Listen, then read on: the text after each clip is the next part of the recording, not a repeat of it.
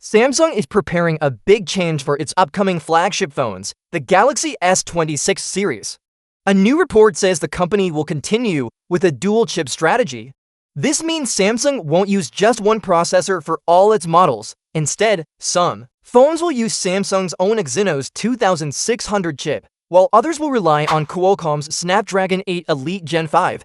The Galaxy S26 lineup will likely include three phones: the Galaxy S26 Pro, the Galaxy S26 Edge, and the Galaxy S26 Ultra. According to the latest details, Samsung has made its decision. The Pro and Edge models will come with the Exynos 2600, while the Ultra will stick with the Snapdragon 8 Elite Gen 5. Samsung also plans to split the chips by region.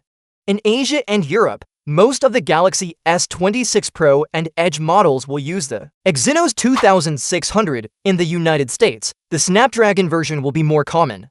While there might be a few exceptions, reports suggest the Ultra model will only run on Qualcomm's chip. Samsung seems to want to keep its most premium phone tied to Qualcomm, at least for now. So the big question is, which chip is better, the Exynos 2600 or the Snapdragon 8 Elite Gen 5? And why is this such an important decision for Samsung?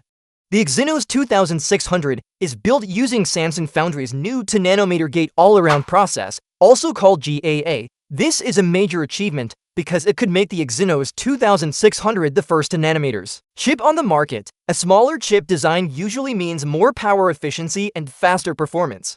In the past, Exynos processors had problems with overheating and weaker performance compared to Qualcomm, but insiders say Samsung has fixed those issues this time. Leaks even suggest the Exynos 2600 is faster than Qualcomm's current Snapdragon 8 Elite, which already powers some of the top smartphones today. On the other hand, Qualcomm's Snapdragon 8 Elite Gen 5 is being made by TSMC on a 3nm process. TSMC has always been a trusted partner for Qualcomm, and their chips are known for being powerful and reliable.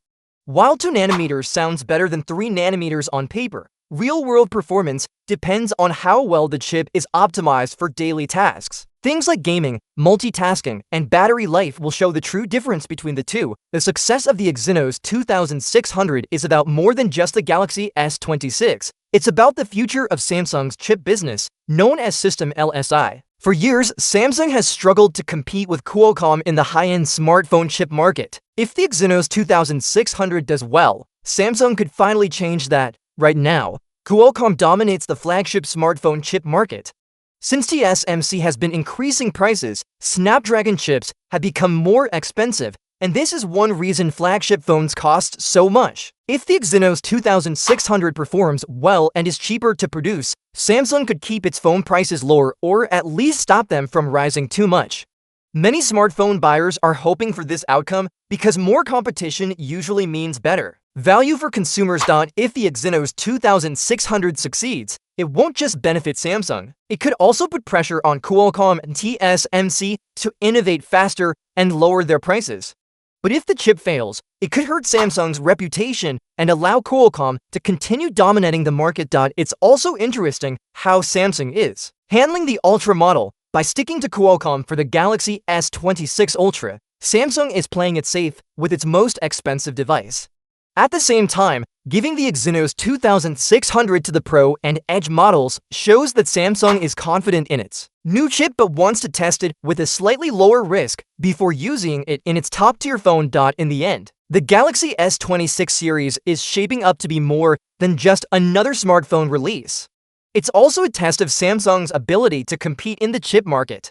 The Exynos 2600, built on the industry's first 2nm process, could be a game changer if it performs as expected. Qualcomm's Snapdragon 8 Elite Gen 5, with its proven track record, and TSMC's 3nm process, remains a very strong competitor. Depending on where you live, your Galaxy S26 might come with either Samsung's new chip or Qualcomm's trusted one. This choice will not only affect the performance of your phone, but could also impact smartphone pricing and technology in the years ahead. For now, everyone is waiting to see if the Exynos 2600 can finally deliver the breakthrough Samsung fans have been hoping for, or if Qualcomm will continue to hold its lead.